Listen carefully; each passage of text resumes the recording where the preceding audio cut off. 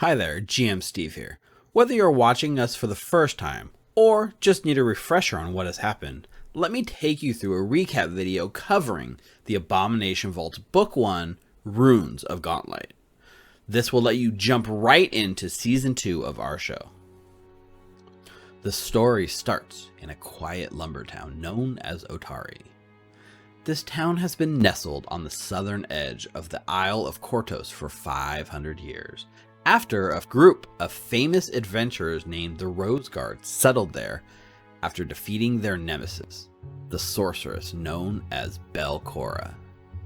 She had been making the nearby mysterious landlocked lighthouse, known as the Gauntlight, her home base. When one of their own died, they decided to name the town in his honor, and thus, Otari was born. Flash forward to today. A mysterious stranger to the town known as Rin Savinsky, an elven tiefling who specializes in the occult, has decided to open her shop here. And as she studied, she became concerned that the lighthouse was glowing once again. Not much of an adventurer, she put out a call for heroes to save the day. That is when 4 heroes responded to the call. Nulara, a Duskwalker human fighter who rose from the grave and found herself gravitating towards the town. She had been working in the graveyard as a gravedigger when she answered the call, desperate to find any answers as to why she was reborn. Hal Armani, a young bard from the nearby town of Diobel. When his family shipped off to live in Absalom, he tried to win the hand of the sweet Caroline in marriage. But with no money and no titles, he instead set off in search of both gold and glory, in hopes to return and marry her. 2 others also answered the call, Rin's assistant, Elenir, and an alchemist named Aurelia. Both quickly found themselves overwhelmed when they almost were killed in a fight with corpse lights, leading to the end of their short adventuring career. And thus, the strands of fate brought 2 new faces to the fray. Clovis, a half-elf druid from the nearby forest, came to the town and has been fairly secretive about his reasons. But he has taken a keen interest in the logging business and over time has become fascinated with the rot and decay that seems to surround the swamplands that hold the Gauntlight. Mukta, a Yosoki rogue, happened to meander into Otari during his travels and caught up with some of his contacts. The Thieves Guild leader, Yin Yasmera, hired him to secretly keep an eye on the rest of the group, whom she had already paid to recover some lost guild members. Over time, his loyalty has been put to the test as he is forced to pick between his friends and his guild. While searching the ruins, the crew found the lighthouse haunted at night by a mysterious blue glow, and a fresh bloodstain on the floor of the tower. When it formed into a womanly shape and begins to glow with a sickly blue light, it took quick thinking on Mukta's part to sever the blood's connection and save the heroes. Shortly after that, the lighthouse attacked. During the night, a bright beam pierced through the fog towards the graveyard of Otari.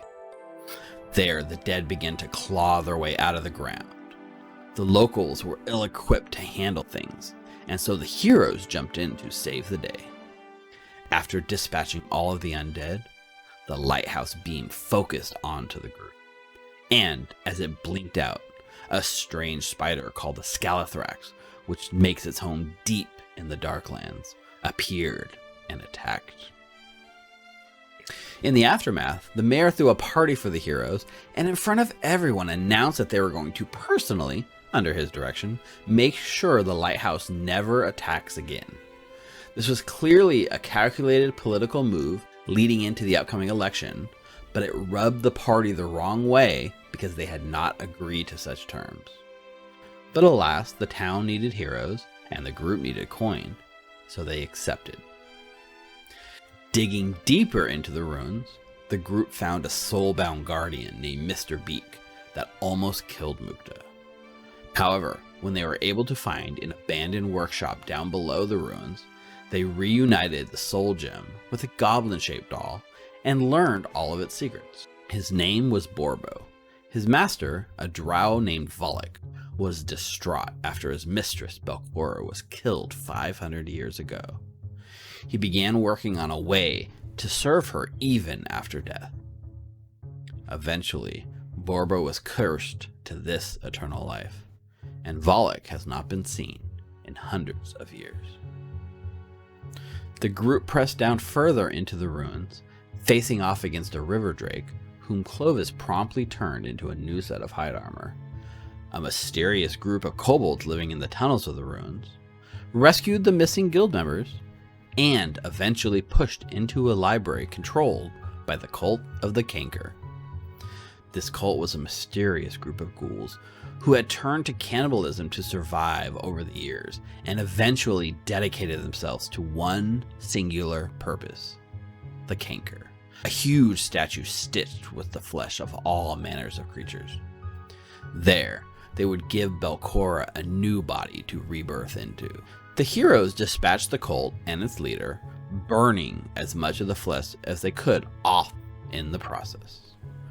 Only then were they able to press down to the 4th level of the dungeon, where they met an unexpected ally, Otari Ilvashti, or rather, his ghost that had been tethered there for 500 years.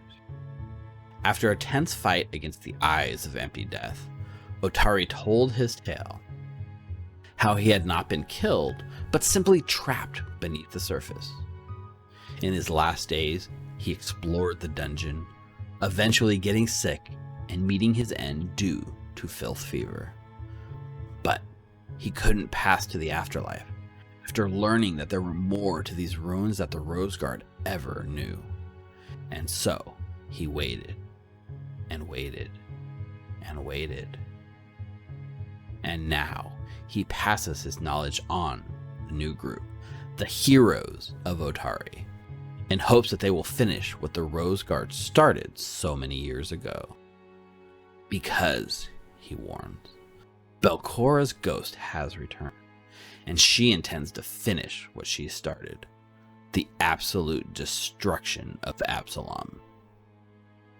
He warns them that somebody else, Belcora's assistant Volek, still lurks on this floor, and that he is behind the lighthouse reactivating, continuing his work from all those years ago, and that he must be stopped at all costs.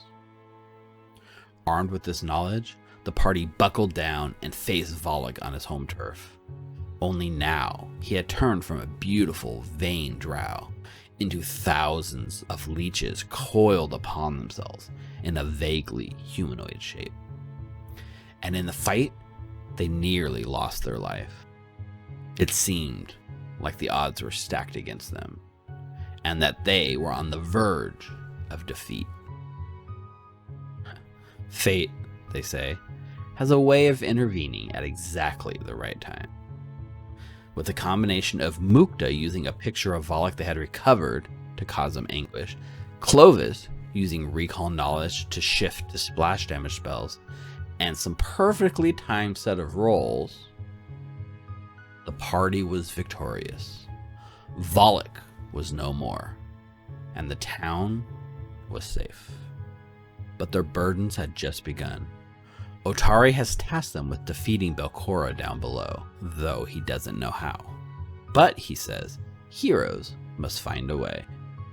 And with that, he gave them their next task, recovering each of the most important items that each member of the Rose Guard owned, in order to unlock the energy blocking the lower level of these dungeons known as the Abomination Vault. Easy enough, and the recovery of 3 of the 4 icons went off without a hitch. However, the 4th is a sword known as the Cooperative Blade, the town's symbol of luck.